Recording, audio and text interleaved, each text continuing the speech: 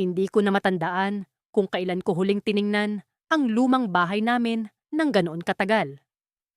Nakatayo ito sa dulo ng bakuran, tila nagbabantay at nag-aabang.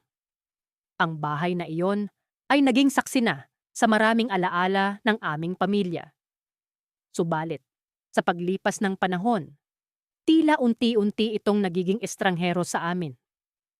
Kaya naman nang mapansin ko ang isang kamay na kumakaway mula sa bintana nito, hindi ko napigilan ang aking sarili na lumapit. Ang araw ay papalubog na, at ang dilaw na liwanag mula sa langit ay nagbibigay ng kakaibang anino sa mga pader ng bahay. Ngunit kung tutuusin, hindi iyon ang unang pagkakataon na nakaramdam ako ng kakaiba tungkol sa bahay na ito. Marami ng beses na tila may naririnig akong mga yabag at bulong sa loob nito kahit wala namang tao. Subalit, ang simpleng kaway na iyon ay tila isang paanyaya na hindi ko kayang tanggihan. Habang papalapit ako sa bahay, naramdaman ko ang malamig na hangin na tila humahaplos sa aking balat. Bumilis ang tibok ng aking puso, at sa bawat hakbang ko'y parang may bumubulong sa aking tenga na may panganib na nag-aabang. Ngunit may bahagi sa akin na nagsasabing kailangan kong malaman ang katotohanan. Sino ang nagmamay-ari ng kamay na iyon? Ano ang nais nitong ipahiwatig? Nang marating ko ang pinto, napansin ko ang makapal na alikabok na bumalot dito. Matagal na rin pala simula ng huling buksan ito. Huminga ako ng malalim at itinulak ang pinto. Sa pagbukas nito, sinalubong ako ng amoy ng lumang kahoy at amag. Sa loob, ang mga kasangkapan ay natatakpan ng puting kumot na tila mga multuring nag-aabang. Hindi ko alam kung saan magsisimula, ngunit tila ang aking mga paa ay may sariling isip at dinala ako sa direksyon ng hagdanan. Habang umaakyat, muli kong nasilayan ang bintana kung saan ko unang nakita ang kamay. Ngunit sa pagkakataong ito, wala na ito roon. Sa halip, isang malamig na hangin ang sumalubong sa akin. Parang may bumubulong na tinig sa aking tenga. Nang makarating ako sa ikalawang palapag, naramdaman ko ang bigat ng isang presensya. Para bang may nakatingin sa akin, nagmamasid. Tahimik ang buong paligid, ngunit ang katahimikang iyon ay parang nagtatago ng isang lihim. Napatingin ako sa isang pinto sa kanan, bahagyang nakabukas. Dahan-dahan akong lumapit. Sa pagbukas ko ng pinto, isang silid ang bumungad sa akin. Sa gitna nito ay may isang lumang aparador na tila puno ng alikabok. Ngunit ang mas nakapukaw ng aking atensyon ay ang isang laruan na nakatayo sa sahig. Isang maliit na tren na yari sa kahoy. Sa tabi nito, may isang lumang litrato na nakapatong sa sahig. Isang batang lalaki ang nasa litrato. Ngumiti ito na tila may itinatagong lihim. Habang pinagmamasdan ko ang litrato, naramdaman kong may gumalaw sa likod ko. Agad akong napalingon, at sa gilid ng aking mata, nakita ko ang isang anino ng maliit na bata na pumasok sa aparador. Nanginginig man sa takot, nilapitan ko ito. Sa pagbukas ko ng pinto ng aparador, wala akong nakita. Isang malamig na hangin ang bumalot sa akin, at ang mga ilaw ay biglang nagpatay-sindi. Sa gitna ng pagkalito, narinig ko ang boses ng isang bata. "Tulungan mo ako," sabi ng tinig. Puno ng hinagpis at pagmamakaawa. Hindi ko alam kung saan nanggagaling ang boses, ngunit nararamdaman ko ang bigat ng kanyang kalungkutan. Pakiramdam ko ay kasama ko siya sa silid na yon. Hindi ko siya nakikita. Ngunit rinig na rinig ko ang kanyang boses. Sa puntong iyon, naisip kong hindi ko ito kayang ipagwalang bahala. Kailangan kong malaman ang katotohanan sa likod ng mga bulong na ito. Ngunit ano ba talaga ang nangyayari sa lumang bahay na ito? At sino ang batang humihingi ng tulong? Habang patuloy akong naglalakad pabalik sa bahay, hindi maalis sa isip ko ang nakita ko kanina. Ang kamay na kumakaway mula sa bintana ng lumang bahay sa dulo ng kalsada. Ano nga bang ginagawa ko doon sa unang pagkakataon? Hindi ko rin alam. Basta't nagising na lamang ako isang umaga na may pakiramdam na dapat akong maglakad-lakad sa aming bakuran. Ngunit ngayon, nang makita ko ang kamay na iyon, hindi ko maiwasang hindi bumalik-balik sa pag-iisip ko. Sino ba ang nasa bahay na yon? Matagal na iyong nakatiwangwang at kung tutuusin ay wala nang dapat pang tumira doon. Kaya paano nagkaroon ng kamay na kumakaway mula sa bintana? Kinabukasan, hindi ko mapigilang muling maglakad sa parehong daan. May kung anong puwersa ang nagtutulak sa akin na bumalik. Nang makarating ako sa harap ng lumang bahay, napansin kong tahimik ito. Ang bintana kung saan ko nakita ang kamay ay sarado na ngayon. Ngunit tila may kirot sa aking dibdib na nagsasabing, hindi pa ito tapos. Lumapit ako sa pinto at dahan-dahang kumatok.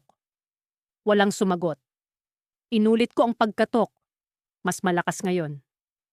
Ngunit muling katahimikan ang bumalot sa paligid. Sa loob ng aking isipan ay may bumubulong na dapat ko ng talikuran ito. Ngunit ang aking mga paa ay tila may sariling isip at hindi makaalis sa kinatatayuan. Sa wakas, nang akmang tatalikod na ako, biglang bumukas ang pinto. Walang tao sa likod nito. Isang malamig na hangin ang dumaan na para bang inaanyayahan akong pumasok. Nagdalawang isip ako, ngunit nanaig ang kuryosidad. Pumasok ako sa loob at nakita kong tila naipit sa panahon ang bahay na ito. Ang mga kasangkapan ay nababalutan ng alikabok at ang mga dingding ay may mga bakas ng kahapon. Habang naglalakad ako sa loob, narinig ko ang mahinang boses ng isang bata. Tulungan mo ako. Anito. Napahinto ako at ang puso ko'y nagsimulang bumilis ang tibok. Tumingin ako sa paligid, ngunit wala akong makitang kahit ano o sino. Sino ka? Nasaan ka? Tanong ko nang may kaba sa boses. Mula sa itaas na palapag ay narinig ko ang mahina, ngunit malinaw na yabag ng mga paa. Tumungo ako sa hagdan at dahan-dahang umakyat. Tinutukoy ang pinagmulan ng boses. Pagdating ko sa itaas, nakita kong bahagyang nakabukas ang pinto ng isang silid. Mula roon ay muli kong narinig ang munting tinig. Mas malinaw ngayon. Nandito ako. Pumasok ako sa silid at natagpuan kong ito'y walang laman maliban sa luma at sirang kama. Ang bintanang dati kong nakita mula sa labas ay ngayon ay nasa harap ko na. Lumapit ako rito at tumingin sa labas, ngunit walang kakaiba. Nang bigla ay may naramdaman akong malamig na hangin sa aking likuran. Paglingon ko, nakita ko ang anyo ng batang lalaki. Siya ay maputla, may luha sa kanyang mga mata. Tulungan mo ako, muli niyang sabi. Hindi ko matakasan ang lugar na ito. Nang tanungin ko siya kung ano ang ibig niyang sabihin, sinabi niyang siya'y naipit sa bahay na ito mula nang siya'y pumanaw sa isang aksidente, ilang dekada na ang nakalilipas. Ang kanyang kaluluwa ay hindi matahimik. Kailangan kong makaalis dito, aniya. Ngunit hindi ko alam kung paano. Habang tinitingnan ko ang kanyang malulungkot na mata, naramdaman kong may responsibilidad akong tulungan siya. Huwag itanong sa akin kung bakit, ngunit parang may naguudyok sa akin mula sa loob. Hinawakan ko ang kanyang malamig na kamay at nagtanong, paano kita matutulungan? Ngunit bago siya makasagot, biglang bumukas ang pinto ng silid at isang malakas na puwersa ang humila sa akin palabas. Napasigaw ako sa gulat at nagulat nang makita ko ang sarili kong nasa labas na ng bahay. Nang magising ako sa pagkakahiga sa damuhan sa likuran ng bahay, nakita kong wala na ang bata. Nawala ang kanyang anyo, ngunit ang kanyang tinig ay nanatili sa aking isipan. Tulungan mo ako. Paulit-ulit na umaalingaw-ngaw. Bumalik ako sa bahay namin na may mabigat na pakiramdam. Alam kong hindi ko maaaring balewalain ang nangyari. Ang batang iyon ay nangangailangan ng tulong at kahit patakot na takot ako, alam kong kailangan kong bumalik. At habang iniisip ko kung anong nangyari, napansin kong may bagay na naiwan mula sa bahay na yon sa aking bulsa. Isang lumang susi. Ngayon ay may ideya na akong bumambalot sa aking isipan. Baka ito ang susi sa paglaya ng batang iyon. Ngunit paano ko ito magagamit kung mismong bahay ay tila hindi ako pinapapasok? Ngunit may isang bagay akong natitiyak. Kailangan kong bumalik. Kailangan kong malaman ang katotohanan. At sa susunod na pagbalik ko, sana'y dala ko na ang kasagutan. Ngunit handa na ba ako sa maaaring mangyari? Iyon ang tanong na kailangan kong harapin. Nang bumalik ako sa aking kwarto, matapos ang nakapangingilabot na karanasan sa bintana, hindi ko na magawang mapanatag ang aking isip. Ang imahe ng maliit na kamay na kumakaway sa akin mula sa madilim na bintana ay tila nakaukit na sa aking alaala. Sinikap kong kalmahin ang aking sarili sa pamamagitan ng pag-inom ng mainit na tsaa at pagbabasa ng ilang pahina mula sa isang lumang nobela, ngunit walang nakatulong. Ang bawat tunog sa bahay, maging ang banayaad na pag-ugong ng bentilador, ay nagiging banta sa aking pakiramdam. Kinabukasan, nagpasya akong bumalik sa bakuran. Nais kong tiyakin sa aking sarili na ang lahat ng nangyari ay isa lamang bunga ng aking imahinasyon. Ngunit habang naglalakad ako sa damuhang iyon, ramdam ko ang malamig na hangin na tila kumikiliti sa aking batok at ang pakiramdam na parang may mga matang nakamasid sa akin. Sa kabila ng aking takot, nagpatuloy ako patungo sa lugar kung saan ko unang nakita ang kamay na iyon. Habang papalapit ako sa lumang bahay, napansin ko ang isang bagay na hindi karaniwan. May isang maliit na manika na nakalagay malapit sa bintana. Kinuha ko ito at pinagmasdan. Ang manika ay mukhang lumana. May mga punit na damit at nawawalang mga mata. Ngunit may isang bagay sa manika na iyon na tila nagbubulong na ito ay mahalaga. Napansin ko rin ang isang pangalan na sinulid sa likod nito, Tomas. Nang bigla kong marinig ang isang tawag, isang mahina at pabulong na tinig. Tulong. Napakalamig nito, ngunit malinaw. Ako'y natigilan, hindi makapaniwala sa narinig. Tumingin ako sa paligid, ngunit wala akong ibang tao sa paligid. Tanging ang mga puno at damo lamang ang nagkikibit-balikat sa hangin. Ngunit ang boses ay nagpatuloy, mas malinaw, mas desperado. Tulong, tulungan mo ako. Hindi ko alam kung paano, ngunit alam kong ang tinig na iyon ay galing sa multo ng batang lalaki. Ang batang lalaki na nakita ko sa bintana. Ang batang si Thomas. Biglang may dumaan na malamig na hangin sa aking tabi at naramdaman ko ang isang puwersang tila nagtutulak sa akin patungo sa likod ng bahay. Sumunod ako, hindi dahil sa kagustuhan, kundi dahil sa pakiramdam na ito ang tama. Nang makarating ako sa likod, nakita ko ang isang lumang balon na matagal nang hindi nagagamit. Ang paligid nito ay napapaligiran ng mga ligaw na halaman at mga sirang kahoy. Sa tabi ng balon, may nakita akong lumang larawan. Isang itim at puting larawan ng isang batang lalaki na may hawak na parehong manika na nasa aking kamay. Ang batang lalaki ay nakangiti, ngunit may lungkot sa kanyang mga mata. Sa likod ng larawan, may nakaukit na mensahe. Thomas, 1953, 1961. Hindi ka namin malilimutan.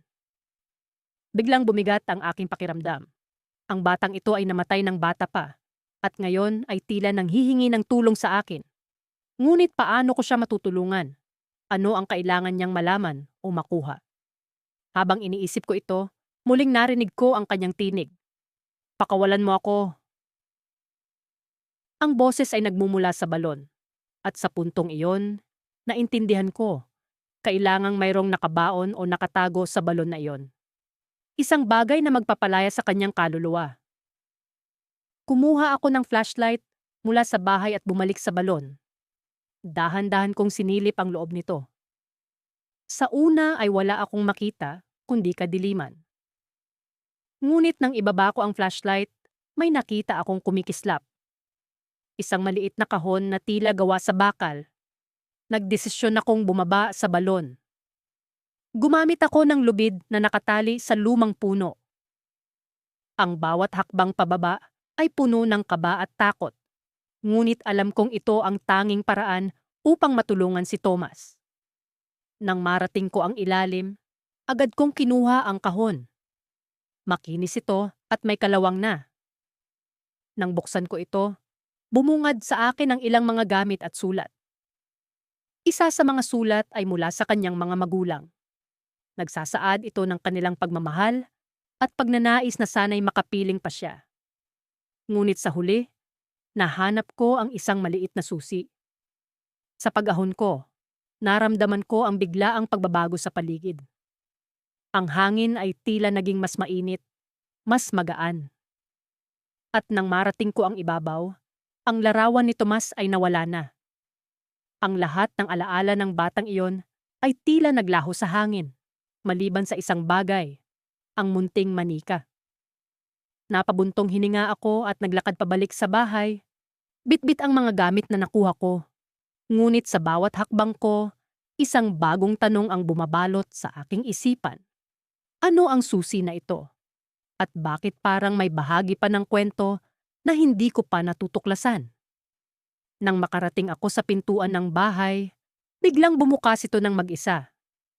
Sa loob, may naririnig akong mga yabag. Hindi lamang ako ang naroon. Habang patuloy akong naglalakad sa bakuran, ang malamig na simoy ng hangin ay tila lumulusot hanggang sa kaibuturan ng aking mga buto. Ang mga dahon ay nag-uugong sa bawat hakbang ko at ang malabong ilaw mula sa kabilugan ng buwan ay nagbibigay liwanag sa paligid na tila nagdadagdag ng kababalaghan sa aking paligid. Hindi ko na matandaan kung ilang beses ko nang tiningnan ang bintanang iyon, subalit sa bawat paglingon ko, naroon pa rin ang kamay na kumakaway sa akin. Isang malamig na pawis ang bumalot sa aking noo. Bakit ako? Pulong ko sa sarili. Wala akong maisip na dahilan kung bakit ako ang pinili ng kung sino mang nilalang na nasa likod ng bintana. Ang bahay na yon ay matagal nang walang tao at nakilala sa aming lugar bilang tahanan ng mga kaluluwang hindi matahimik. Pinilit kong kalmahin ang sarili, ngunit ang kabog ng aking dibdib ay lalong bumilis nang makaramdam ako ng presensya sa aking likuran. Hindi ko magawang lumingon agad. Parang may pumipigil sa akin. Ngunit naramdaman ko ang malamig na hangin na tila dumaan sa aking tainga. At sa wakas ay nagkaroon ako ng lakas ng loob na humarap. Wala akong inaasahan, pero natagpuan ko ang sarili kong nakatitig sa isang batang lalaki. Maputla ang kanyang mukha at ang kanyang mga mata ay tila nanlilimos ng tulong. Hindi siya agad nagsalita, ngunit sa kanyang pagtitig ay may naiparating na mensahe. Tulungan mo ako. Parang bulong na umalingaw-ngaw sa aking isipan. Paano kita matutulungan? Tanong ko, kahit hindi ko alam kung ano ang dapat kong gawin. Ang bata ay naglahong parang bula, ngunit naramdaman ko ang kanyang presensya na tila nananatili sa paligid. Alam kong may nais siyang ipahiwatig, ngunit hindi ko siya lubos na maunawaan. Muli kong binalikan ang bintana at sa aking pagkagulat, wala na ang kamay na kumakaway. Ngunit sa halip, may naaninag akong anino ng isang tao. Agad kong itinuro ang flashlight sa bintana. Umaasang makikita ko kung sino o ano ang naroroon. Ngunit sa halip na tao, ang nakita ko ay ang refleksyon ng batang lalaki sa salamin. Hindi ko alam kung saan ako kukuha ng tapang, ngunit nagdesisyon akong pumasok sa loob ng bahay. Ang pinto ay lumang-luma at halos nabubulok na. Ngunit isang tulak lang ay bumigay ito. Ang amoy ng alikabok at amag ay agad na sumalubong sa akin. At ang bawat hakbang ko sa sahig ay nagdudulot ng pag-ungol ng mga kahoy. Sa loob ang katahimikan ay tila sumisigaw. Muli kong naramdaman ang presensya ng bata at para bang may gabay na humihila sa akin patungo sa itaas na palapag. Habang umaakyat ako sa hagdanan, ang mga yabag ko ay nag-echo sa buong bahay. Ang mga dingding ay puno ng mga lumang larawan at habang tinitingnan ko ito, napansin ko ang isang larawan ng batang lalaki kasama ang kanyang pamilya. Ang kanilang mga ngiti ay tila puno ng saya at pagmamahalan, ngunit ngayon ay tila isang mapait na alaala na lamang. Nakarating ako sa ikalawang palapag, kung saan ay may isang kwarto na bahagyang nakabukas. Ang liwanag mula sa buwan ay tumatagos sa maliit na siwang ng pinto at sa loob ay naroroon ang bata nakatayo sa tabi ng kama. Ang paligid ay puno ng mga laruan at gamit pambata, ngunit lahat ay natatakpan ng makapal na alikabok. Dito ako namatay, sabi ng bata. Ang boses niya ay malamig at puno ng kalungkutan. Kailangan kong malaman mo kung paano. Bago pa man ako makapagtanong, isang biglang hangin ang nagpatigil sa akin. Ang mga bintana ay sabay-sabay na bumukas at ang mga kurtina ay nagliparan na tila may sariling buhay. Sa gitna ng kaguluhan, nakita ko ang isang lumang diary na nahulog mula sa isang istante. Agad ko itong dinampot at sa pagkapit ng aking mga daliri sa lumang papel, naramdaman ko ang isang kakaibang enerhiya. Sa unang pahina ng diary, naroon ang nakasulat na pangalan ng batang lalaki. Miguel. Sa mga sumusunod na pahina, natuklasan ko ang mga kwento ng kanyang masayang pagkabata. Ngunit sa bandang huli, ang mga pahina ay puno ng takot at pag-aalala. May binanggit siya tungkol sa isang madilim na anino na palagi niyang nakikita sa kanilang bahay, isang anino na hindi siya tinantanan hanggang sa huli niyang hininga. Nang ako'y tumingin muli kay Miguel, ang kanyang anyo ay unti-unting naglalaho. Tulungan mo akong makalaya. Pakiusap niya bago siya tuluyang naglaho. Ngunit bago pa man ako makapagsalita, isang malakas na dagundong mula sa ibaba ang pumukaw sa akin. Agad akong bumaba at sa pagdating ko sa sala, isang malamig na hangin ang biglang bumalot sa akin. Sa gitna ng dilim, isang anino ang dahan-dahang lumitaw. Hindi ito ang anino ng bata, kundi isang mas malaking nilalang at ito'y tumatawa ng malalim at nakakatakot. At doon ko napagtanto na hindi lamang ang bata ang nasa bahay na yon. May mas nakakatakot pang nilalang na nagkukubli sa mga anino at ngayon ako ang kanyang bagong biktima. Sa kabila ng nakakikilabot na karanasan ko sa bintana, hindi ko pa rin magawang iwan ang bahay na yon. Parang may humahatak sa akin pabalik, isang pangako ng sagot sa mga tanong na bumabagabag sa akin mula nang una kong makita ang kamay na kumakaway. Kaya't sa gabing ito, nagdesisyon akong bumalik sa bakuran.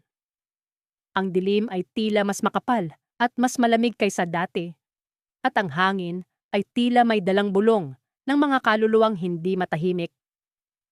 Habang naglalakad ako sa damuhan, ang mga damo ay tila mga daliri ng mga patay na umaabot sa aking mga paa. Pilit kong pinatatag ang aking loob. Pilit na pinapaalala sa sarili na mayroon akong misyon.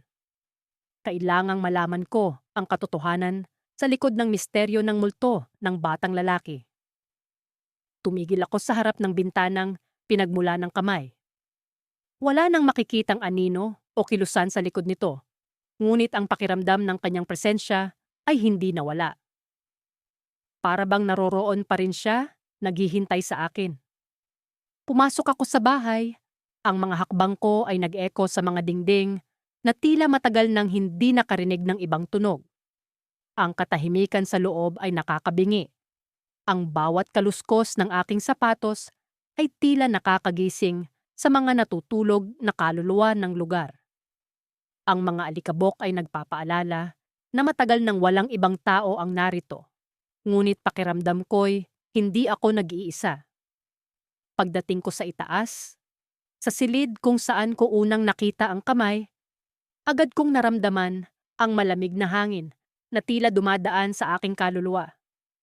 At doon, sa sulok ng silid, nakita ko siyang muli, ang batang lalaki. Nakatingin siya sa akin, ang kanyang mga mata ay puno ng kalungkutan at pagmamakaawa.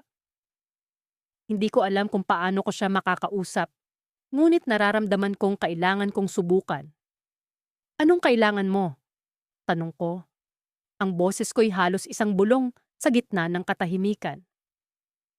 Paano kita matutulungan? Biglang nagbago ang ekspresyon ng bata. Mula sa kalungkutan ay nagkaroon ng pag-asa. Naglakad siya patungo sa akin at sa bawat hakbang niya ay tila lumulutang siya sa ere. Nakatingin siya sa akin ng diretso at naramdaman kong may gustong sabihin ang kanyang mga mata.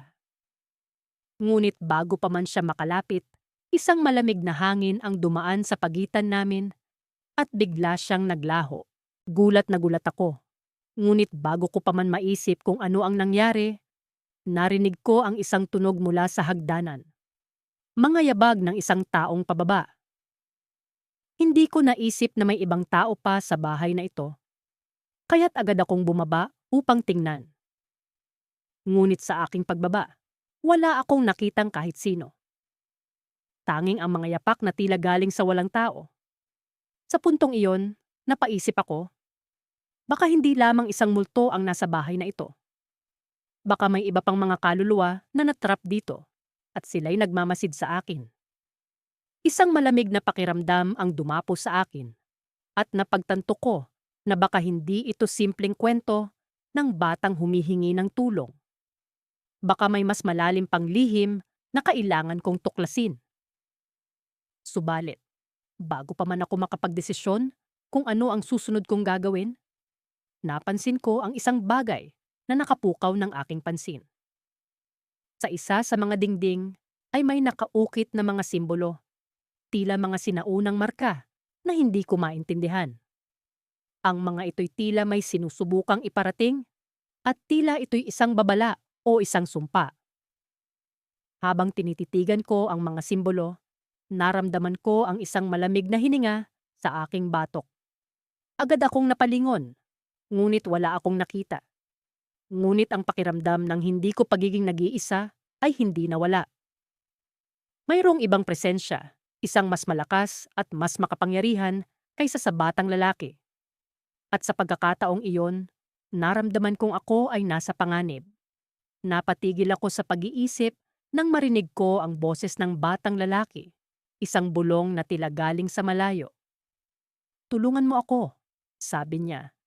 At ang kanyang tinig ay puno ng takot at pagmamakaawa. Sa gitna ng aking takot, naramdaman ko ang isang matinding pangangailangan na malaman ang katotohanan. Anuman ang lihim ng bahay na ito, kailangan kong tuklasin. Ngunit habang nagdududa ako kung ito'y isang misyon na kaya kong harapin, isang malakas na tunog ang pumukaw sa akin. Ang pagbagsak ng isang pinto mula sa itaas. Doon ko napagtanto na wala na akong takas. Hinamon ako ng bahay na ito at wala akong magagawa kundi harapin ito. Ngunit sa likod ng lahat ng ito, isang tanong ang patuloy na bumabagabag sa akin. Sino o ano ang tunay na nagmamay-ari ng bahay na ito? At paano ko malalampasan ang mga puwersang ayaw akong paalisin dito? Mayroon lamang isang paraan upang malaman. Kailangan kong bumalik sa silid na yon. Harapin ang mga multo ng nakaraan at harapin ang katotohanan. Ngunit sa bawat hakbang ko, nararamdaman kong unti-unti akong nilalamon ng dilim. Ang malamig na simoy ng hangin ay tila kumakapit sa aking balat habang ako'y naglalakad sa bakuran. Ang mga dahon ay nagdadala ng mga awitin ng kalungkutan at ang mga anino ng mga puno ay nagmumukhang mga naglalakihang multo sa liwanag ng buwan. Hindi ko maialis sa isip ko ang nakita kong kamay na kumakaway mula sa lumang bahay sa kabilang kalye. Ang kamay na iyon ay hindi maaaring mula sa isang buhay na tao. May kung anong misteryo ang bumabalot sa lugar na iyon. At ramdam kong hindi ako mapapakali hanggat hindi ko nalalantad ang katotohanan. Habang patuloy akong naglalakad, biglang bumalik sa akin ang alaala ng batang lalaki. Siya ay tila nasa edad na 10 o 11. May malulungkot na mata na tila humihingi ng saklolo. Hindi ko maipaliwanag kung bakit, pero may bahagi sa akin na nagsasabing kailangan kong tulungan siya. Ngunit paano ko gagawin iyon kung hindi ko alam kung saan siya matatagpuan? Nagdesisyon akong bumalik sa bahay na iyon. Ang lumang bahay na tila bagay may sariling buhay at humihinga sa bawat pag-ihip ng hangin. Pagkarating ko, ang pintuan ay bahagyang nakabukas. Tila ba ako'y inaanyayahan na pumasok. Sa kabila ng kaba at takot na bumabalot sa aking puso, pumasok ako sa loob. Ang loob ng bahay ay tila isang museo ng mga alaala. May mga lumang larawan sa pader, mga laruan sa sahig, at mga kasangkapan na natatakpan ng makapal na alikabok. Habang iniiwasan kong maalikabukan ng aking sapatos, narinig ko ang mahina at malungkot na tinig ng isang bata. "Tulungan mo ako." Halos pabulong na sabi nito. Sinundan ko ang tinig hanggang sa makarating ako sa isang silid. Dito ko muling nakita ang batang lalaki. Ngunit sa pagkakataong ito, siya ay nakatayo sa harap ng isang malaking salamin. Ang kanyang refleksyon ay parang hindi tugma sa kanyang anyo na nasa harapan ko. Ang nasa salamin ay tila natigil sa ibang panahon, nakasuot ng lumang damit at may hawak na laruang tren. "Anong nangyari sa iyo?" Tanong ko sa kanya. Ang boses ko'y nanginginig sa kaba. "Tulungan mo akong makaalis dito," sagot niya. Ang kanyang mga mata ay naglalaman ng pag-asang matagal nang naglaho. "Nasaan ka? Paano kita matutulungan?" Tanong ko. Pilit na inuunawa ang kanyang sitwasyon. "Sa likod ng salamin," sagot niya, sabay turo sa refleksyon. "Nakulong ako dito ng matagal na panahon. Kailangan kong makabalik sa aking pamilya." Nang marinig ko ang kanyang sinabi, isang malamig na pakiramdam ang bumalot sa akin. Paano nga ba makakawala ang isang kaluluwa mula sa isang salamin? Ngunit bago ko pa man maisip ang susunod na hakbang, narinig ko ang isang malakas na kalabog mula sa itaas na bahagi ng bahay. Isang bagay ang bumagsak at alam kong hindi ito gawa ng hangin lamang. "Ano iyon?" Tanong ko, sabay lingon sa direksyon ng ingay. "Bantay siya," sagot ng bata. Ang kanyang tinig ay puno ng takot. Ayaw niyang may makaalis. Bago ko pa man makapag-isip ng paraan upang makatakas, biglang bumukas ang pintuan sa likod ko. Isang malamig na hangin ang dumaan at tila baga may humihila sa akin papalayo sa bata. Pilit akong lumalaban, ngunit ang puwersa ay napakalakas. Ang batang lalaki ay pilit na inaabot ako. Ang kanyang mukha ay puno ng pagkabigo at kalungkutan. "Huwag mo akong iwan," sigaw niya. Ngunit unti-unti na siyang naglalaho sa likod ng salamin. At sa isang iglap, nagising akong nakahiga sa bakuran. Tila ba ang lahat ng nangyari ay isang bangungot lamang. Ngunit alam kong hindi ito isang panaginip. Ang malamig na hangin, ang mga anino, at ang batang lalaki. Lahat sila ay totoo. Ngunit paano ako makakabalik sa bahay na iyon? At paano ko maililigtas ang batang nakulong sa likod ng salamin? Habang iniisip ko ang mga ito, napansin kong may isang bagay na naiwan sa aking kamay. Isang lumang, kalawangin na susi. Ang susi na ito kaya ang susi sa kalayaan ng bata? O ito rin kaya ang susi na magbubukas sa pinto ng mas malalim na misteryo at panganib? Sa gabing iyon, habang nakatingin sa bituin sa kalangitan, Alam kong hindi ko maiiwan ang batang lalaki. Kailangan kong bumalik. Ngunit sa pagkakataong ito, kailangan kong maging handa sa kung anuman ang naghihintay sa akin sa likod ng salamin. At sa aking pag-iisip, isang malamig na tinig ang bumulong sa hangin. Magbabalik ka, at sa iyong pagbabalik, hindi ka na makakatakas.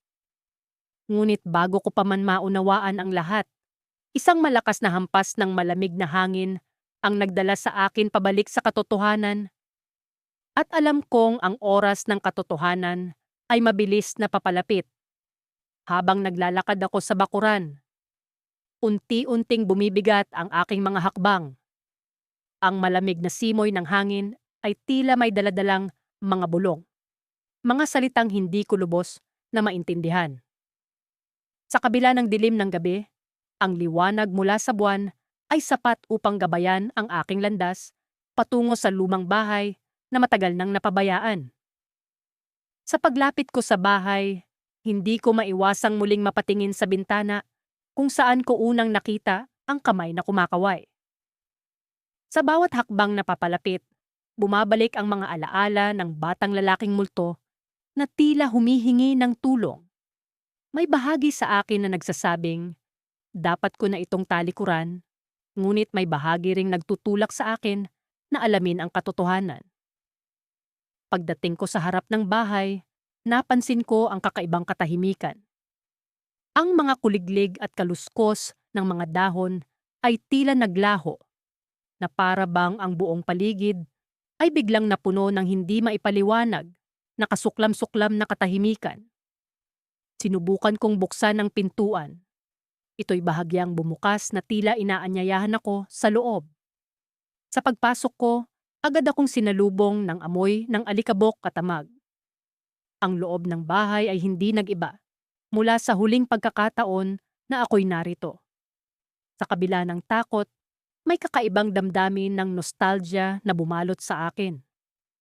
Parang may bahagi ng aking nakaraan ang pilit na nagbabalik. Patuloy akong naglakad hanggang sa marating ko ang sala kung saan ko unang nakita ang multo ng batang lalaki. Sa ilalim ng liwanag ng buwan na tumatago sa bintana, nakita ko siyang muli. Nakaupo siya sa sahig, nakayuko, at tila ba naglalaro ng mga laruang gawa sa kahoy. Nang maramdaman niyang naroon ako, dahan-dahan siyang tumingala at nagtagpo ang aming mga mata. Ang kanyang mga mata ay puno ng lungkot at pagmamakaawa. Tulungan mo ako, ang kanyang bulong na halos hindi ko marinig. Ngunit sa pagkakataong ito, may kung anong kakaiba sa kanyang tinig. May kung anong pagbabago sa kanyang anyo na hindi ko mapaliwanag. Lumapit ako sa kanya at sa paglapit ko, unti-unting nawala ang kanyang imahe. Ang mga laruan na nasa kanyang harapan ay unti-unting natunaw, na parang usok na unti-unting naglalaho sa hangin. Bigla kong naramdaman ang isang malamig na hangin na dumampi sa aking batok. Lumingon ako, ngunit wala akong nakita. Ngunit sa sulok ng aking paningin, may naaninag akong anino na mabilis na gumalaw. Inisip kong baka guni-guni ko lamang ito, kaya't binaliwala ko na lang. Ngunit ang katahimikan ay sinira ng isang malalim na boses na nagmula sa likod ko. Hindi mo siya matutulungan. Lumingon ako at sa aking pagkabigla, nakita ko ang isang matandang lalaki na nakaupo sa isang lumang silya sa gilid ng silid. Ang kanyang anyo ay tila mula sa ibang panahon at ang kanyang mga mata ay puno ng misteryo. Sino ka? Tanong ko na puno ng kaba. Hindi mo na kailangan malaman, sagot niya. Ang mahalaga, dapat mong malaman na ang batang iyon ay wala na rito. Siya'y bahagi na ng nakaraan.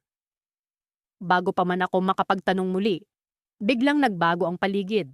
Ang lahat ay mabilis na nagdilim, at ang tanging liwanag na natitira ay ang nagmumula sa buwan sa labas ng bintana.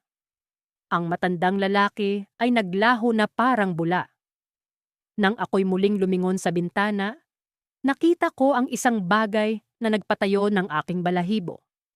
Ang kamay na kumakaway ay hindi na sa bata. Ito'y sa isang nilalang na hindi ko maipaliwanag ang anyo. Ang mga daliri nito'y mahaba at tila ba umaabot sa akin. Ang aking puso'y bumilis ang tibok at hindi ko namalayang ako'y tumakbo palabas ng bahay. Habang papalayo ako, naririnig ko ang malakas na pagtawa ng matandang lalaki na tila umaalingaw-ngaw sa buong paligid. Sa pagkakataong iyon, alam kong may mas malalim pang misteryo ang bahay na iyon na hindi ko pa natutuklasan. At sa kabila ng takot, alam kong hindi pa ito ang katapusan. Ngunit sa aking pagbalik sa bahay, isang kakaibang tanong ang bumabagabag sa akin. Kung ang batang iyon ay bahagi na ng nakaraan, sino ang kamay na kumakaway sa bintana? Habang naglalakad ako patungo sa lumang bahay, hindi ko maiwasang magtanong sa sarili kung ano ba talaga ang nangyayari. Ang malamig na hangin ay tila humahaplos sa aking balat at ang mga anino ng punong kahoy ay naglalayag sa lupa sa ilalim ng maputlang liwanag ng buwan. Parang may mga matang nagmamasid sa akin mula sa bawat sulok ng madilim na hardin. Naalala ko ang unang beses kong makita ang kamay na kumakaway sa bintana. Nagsimula ito bilang isang simpleng pagsilip sa gilid ng mata, isang bagay na akala ko ay bunga lamang ng pagod o imahinasyon. Ngunit ang kamay ay naroon pa rin, kumakaway na tila may ibig ipahiwatig. Isang tawag, isang pakiusap. Ngunit sino ang nangangailangan ng tulong sa isang bahay na matagal nang walang nakatira?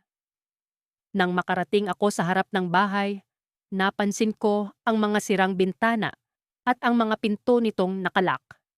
Ang pagkasira at pag-iwan sa bahay ay nagbibigay ng kakaibang pakiramdam.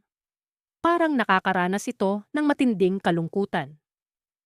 Ngunit ang mga ulap ng pagdududa ay nawalan ng bigat nang marinig ko ang isang mahinang tinig na tumatawag sa akin mula sa loob. "Kuya, tulungan mo ako." Ang tinig ay tila pagmamakaawa ng isang bata. Agad akong napatingin sa paligid, ngunit walang ibang tao roon. Pumasok ako sa bakuran, ang bawat hakbang ay nagdadala sa akin palapit sa pinanggalingan ng tinig. Ang mga bintana sa itaas ay nagmistulang mga mata ng bahay na nagmamasid sa akin habang bumubukas ang pintuan ng may kaunting kaluskos. Sa loob, ang bahay ay tila naging isang mundong hiwalay sa labas. Ang mga pader ay puno ng lumang pintura at amoy ng amag, at ang lahat ng nasa paligid ay tila nagkukubli ng mga lihim. Sumunod ako sa tinig, patungo sa ikalawang palapag. Ang bawat hakbang sa hagdan ay nagdulot ng kaunting ingay na tila bumabasag sa katahimikan ng gabi. Sa wakas, narating ko ang isang silid na bukas ang pinto. Sa loob nito, isang batang lalaki ang nakatayo sa tabi ng bintana.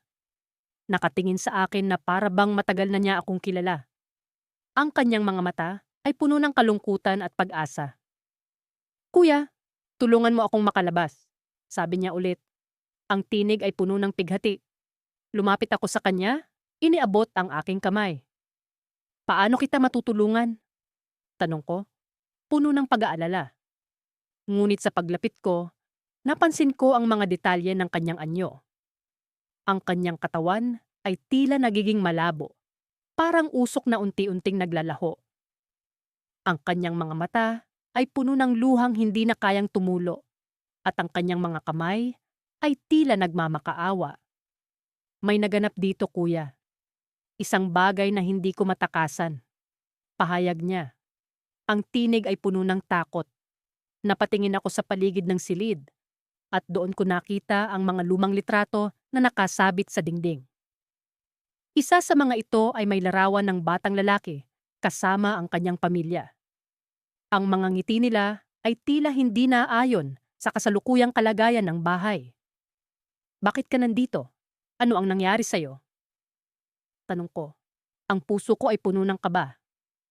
Ngunit bago pa siya makasagot, isang malakas na kalabog ang nagmula sa hagdanan. Parang may bumagsak na bagay na mabigat, at ang buong bahay ay tila yumanig. Napatingin ako sa pintuan at sa paglingon ko, nakita ko ang isang anino na papalapit. Isang presensyang puno ng galit at poot. "Umalis ka na. Hindi ito iyong lugar," sabi ng batang lalaki. Ang tinig ay puno ng takot. Ngunit bago ko pa man magawa ang anumang hakbang, nawalan ng ilaw ang buong bahay. Ang dilim ay bumalot sa akin at ang tanging naririnig ko na lang ay ang mabilis na tibok ng aking puso. Sa isang iglap naramdaman ko ang malamig na hangin na tila humahaplos sa aking likuran. Isang bulong ang sumagi sa aking tainga. Hindi ka makakatakas. At sa kabila ng dilim, alam kong may isang bagay na nagmamasid, naghihintay, nag-aabang. Sa puntong iyon, ang takot ay naging kasamang di maiiwasan. Ang mga halakhak na mga hindi nakikitang nilalang ay tila umaalingaw sa bawat sulok ng bahay. Hindi ko alam kung paano ako makakaalis sa sitwasyong ito, ngunit isang bagay ang malinaw. Mayroong lihim na kailangan kong tuklasin, isang misteryo na nag-aabang na maibunyag. At sa bawat hakbang na aking gagawin, alam kong hindi na ito magiging madali. Ngunit ang mga tanong ay patuloy na bumabagabag sa akin. Sino ang batang iyon? At ano ang naganap sa bahay na ito? Sa likod ng bawat anino, sa bawat kaway ng kamay na nagmumulto sa bintana, may kwento silang gustong iparating. At ako ang napili nilang makinig. Hindi ko maalis sa isip ko ang kaway na iyon. Parang isang pelikula na paulit-ulit na bumabalik sa akin ang eksena habang naglalakad ako pabalik sa bakuran. Sa bawat hakbang ko, pakiramdam ko'y may mga matang nakamasid sa akin mula sa dilim ng gabi. Ang malamig na hangin ay tila humahalik sa aking balat. Nag-iiwan ng kilabot na hindi ko maipaliwanag. Nang makarating ako sa bakuran, nakita ko ang bintana kung saan ko nakita ang kamay na kumakaway. Ang bahay ay tila isang malaking anino, nakatayo sa gitna ng kawalan, kasama ng mga puno na nakayuko sa hangin. Parang mga halimaw na nagbabantay. Lumapit ako sa bintana at sa aking paglapit, biglang bumukas ang ilaw sa loob ng bahay. Napaigtad ako at halos mapaatras, ngunit pinilit kong manatili. Sa kabila ng bintana, nakita ko ang isang batang lalaki na nakatayo. Nakasuot siya ng puting damit na tila naluluma na sa tagal. Ang kanyang mga mata ay malungkot at puno ng pighati. Ngunit sa kabila nito, may kung anong pwersa ang naguudyok sa akin na manatili. Parang kilala kita, bulong ko sa sarili ko. Subalit, alam kong imposible iyon. Hindi ko siya pwedeng kilala. Pero bakit ganito ang pakiramdam ko? Ang bata ay muling kumaway. Ngunit ngayon, mas malinaw sa akin ang kanyang sinasabi. Tulong. Humihingi siya ng tulong. Anong kailangan mo? Tanong ko, kahit hindi ko alintana kung maririnig niya ako. Ang tinig ko'y parang sumasalungat sa katahimikan ng paligid. Walang sagot na dumating mula sa kanya, ngunit ang kanyang mga mata niyang tila sumisigaw ng mga lihim na hindi ko maunawaan, ay tila nag-aanyaya sa akin na pumasok sa loob. Hindi ko alam kung anong bumalot sa akin. Kung ito ba'y awa, kuryosidad, o kagustuhang malaman ang katotohanan. Pero natagpuan ko na lamang ang sarili kong pumapasok sa bahay. Ang pinto ay bumukas ng hindi ko inaasahan, na para bang inaanyayahan akong sundan siya sa kanyang mundo. Sa loob, ang bahay ay tila isang museo ng nakaraan. Ang mga kasangkapan ay puno ng alikabok. Ang mga dingding ay may mga larawan ng mga taong hindi ko kilala. Ang bawat sulok ay may sarili nitong kwento na gustong ipahayag, ngunit hindi ko magawang magtagal doon. Sinundan ko ang bata, na ngayon ay naglalakad papasok sa isang silid sa dulo ng pasilyo. Pagdating ko sa silid, ang bata ay nakatayo sa gitna nito. Sa paligid niya ay maraming mga laruan, mga bagay na parang nagmula pa sa ibang panahon. Sa kabila ng kanyang mga paa, ay may isang lumang kahon. Tinuro niya ito at sa kanyang mga mata ay may pakiusap. Lumuhod ako at binuksan ang kahon. Sa loob nito ay may mga lumang larawan at mga sulat. Isa rito ay nakakuha agad ng atensyon ko. Isang larawan ng bata kasama ang isang mas matandang lalaki. Isang lalaking pamilyar. Napatingin ako sa bata at bumalik sa larawan. Hindi ito maaari. Ang lalaking nasa larawan ay ako. Nagising ang alaala sa akin, isang alaala ng isang batang lalaki na minsan kong tinulungan. Ngunit hindi ko lubos na naalala kung paano o bakit. Hindi ko maipaliwanag ang hindi maipaliwanag, ngunit nararamdaman kong ang batang ito ay isang bahagi ng aking nakaraan na matagal nang nakalimutan. Ikaw. Ikaw ba? Hindi ko matapos ang tanong ko dahil biglang nagdilim ang paligid. Ang ilaw ay nag-flicker at biglang nag-shut off. Sa dilim, naramdaman ko ang malamig na hangin na bumalot sa akin. At sa isang iglap, narinig ko ang boses ng bata. "Huwag kang mag-alala," sabi niya. Ngunit hindi na siya ang batang lalaking nakita ko. Ang boses niya ay mas matanda, mas puno ng pighati. Nandito lang ako. Nang bumalik ang ilaw, nawala na siya. Tanging ang mga laruan at ang lumang kahon na lamang ang natira. Nanginginig ang mga kamay ko habang isinasara ko ang kahon. Hindi ko pa rin maintindihan kung ano ang nangyari. Sino ba talaga ang batang iyon? Bakit siya humihingi ng tulong sa akin? At bakit ako nasa larawan niya? Sa aking paglabas ng bahay, binalot ako ng isang malamig na pakiramdam na parang may bahagi ng akin ang naiwan doon. Isang bahagi na hindi ko na maibabalik. Ngunit sa pag-aakalang tapos na ang lahat, biglang narinig ko ang tunog ng mga yabag sa likuran ko. Nang lingunin ko ito, nakita ko ang anino ng isang batang lalaki na palapit sa akin. Ang kanyang mga mata ay puno ng mga lihim na hindi ko pa rin lubos na maunawaan. At sa kanyang mga mata, nakita ko ang isang piraso ng sarili kong nakaraan na hindi ko pa rin magawang balikan. Habang lumalalim ang gabi, patuloy kong nararamdaman ang paggapang ng takot sa aking balat. Ang mga anino ng mga puno sa aming bakuran ay tila nagiging mga halimaw na nagmamasid sa bawat kilos ko. Hindi ko pa rin maialis sa aking isip ang kamanghamanghang kaganapan noong nakaraang gabi. Nang makita ko ang kamay na kumakaway mula sa bintana ng lumang bahay na matagal nang abandonado.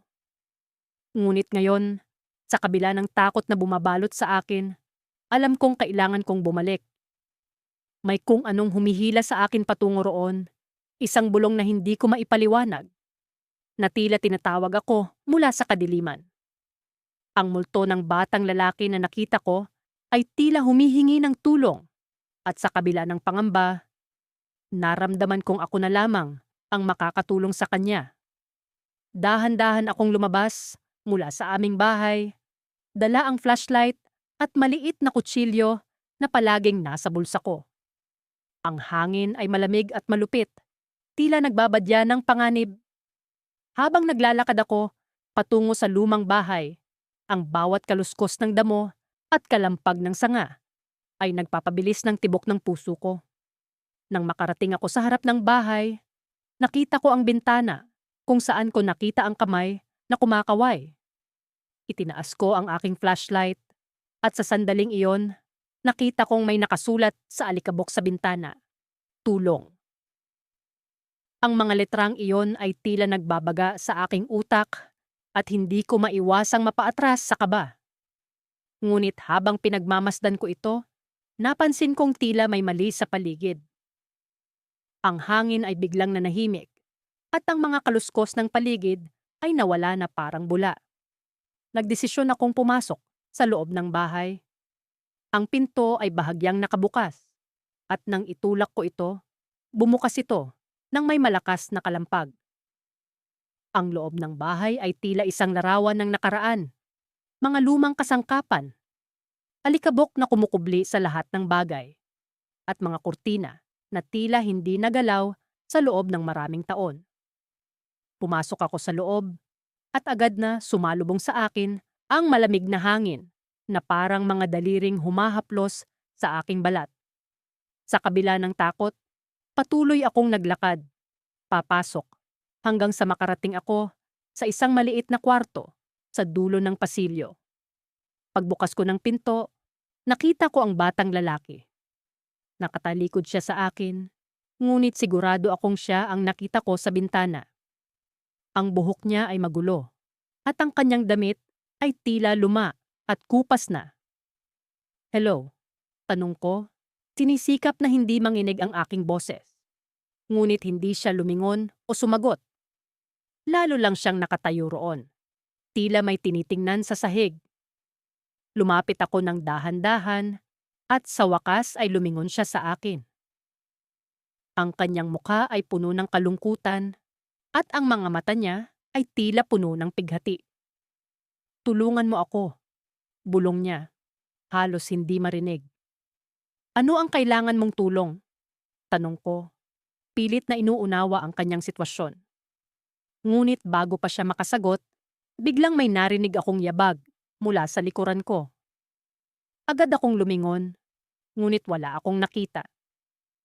Bumalik ako ng tingin sa kanya, ngunit siya ay naglaho na, parang bula.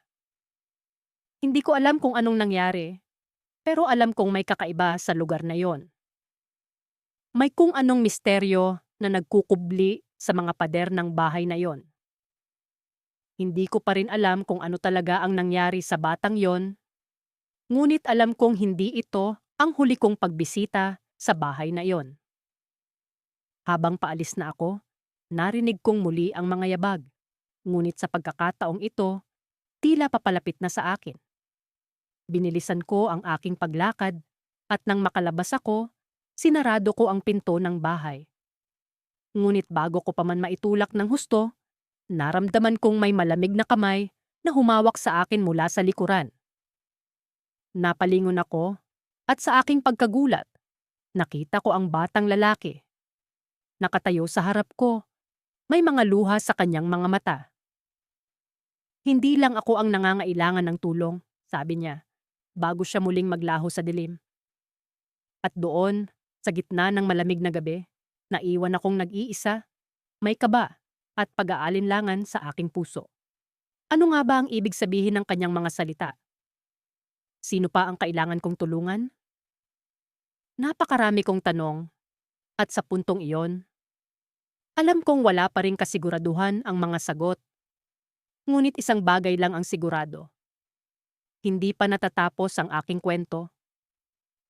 Naglalakad ako sa bakuran nang muli kong makita ang kamay na kumakaway mula sa bintana ng lumang bahay na matagal nang walang nakatira.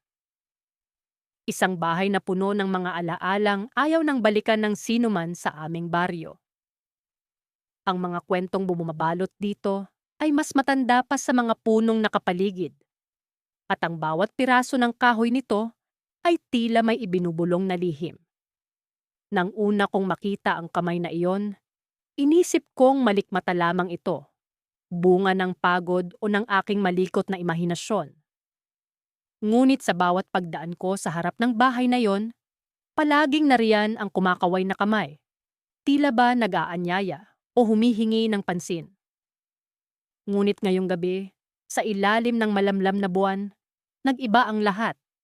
Ang hangin ay tila mas malamig kaysa dati at ang katahimikan ay mas nakapangingilabot.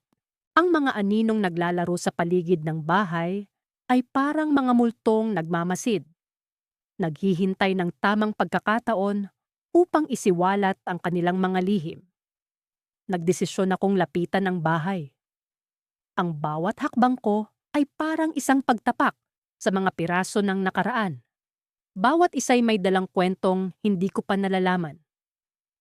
Nang makalapit ako sa bintana, nakita ko ang batang lalaki.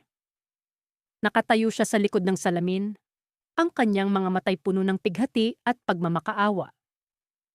Hindi siya ordinaryong bata. Alam kong hindi siya kabilang sa mundong ito.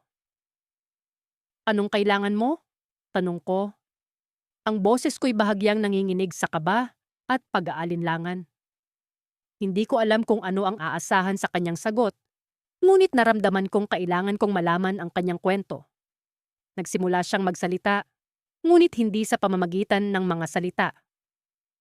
Sa halip parang may pumasok sa isip ko, mga alaala at larawan na hindi akin. Nakita ko ang kanyang buhay, masaya, puno ng pag-asa. Ngunit unti-unti itong nagbago. Ang saya ay napalitan ng takot at ang pag-asa ay naging pighati. Nakita ko kung paano siya nawala, ang kanyang sigaw na walang nakarinig, at ang kanyang pagnanais na makalaya.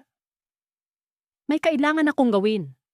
Bulong ko sa sarili ko, kahit na hindi ko pa lubos na nauunawaan kung ano nga ba ang dapat kong gawin. Ngunit alam kong ang gabing ito ay hindi matatapos nang hindi ko siya tinutulungan. Pumasok ako sa loob ng bahay. Ang sahig ay umuugong sa bawat hakbang ko, parang ito'y nagrereklamo sa aking presensya. Ang amoy ng alabok at lumang kahoy ay pumuno sa aking ilong, ngunit hindi ko ito inalintana. Sinundan ko ang batang lalaki. Tumigil siya sa harap ng isang pintuan sa dulo ng pasilyo. Ang pintuan ay tila hindi pa nabubuksan sa loob ng mahabang panahon. Ngunit nang hawakan ko ang seradura, ito'y bumigay na parang matagal nang naghihintay na may magbukas dito. Sa loob nakita ko ang isang lumang silid. Mga lumang laruan ang nagkalat sa sahig, tila ba inaagiw na ng panahon. Ngunit ang pumukaw sa akin ay ang larawan sa isang lamesa. Larawan ito ng batang lalaki kasama ang kanyang pamilya. Ang mga ngiti nila ay tila puno ng saya, ngunit sa likod ng mga ngiting iyon ay naramdaman ko ang isang kalungkutang hindi ko maipaliwanag. Salamat, narinig kong sabi ng batang lalaki.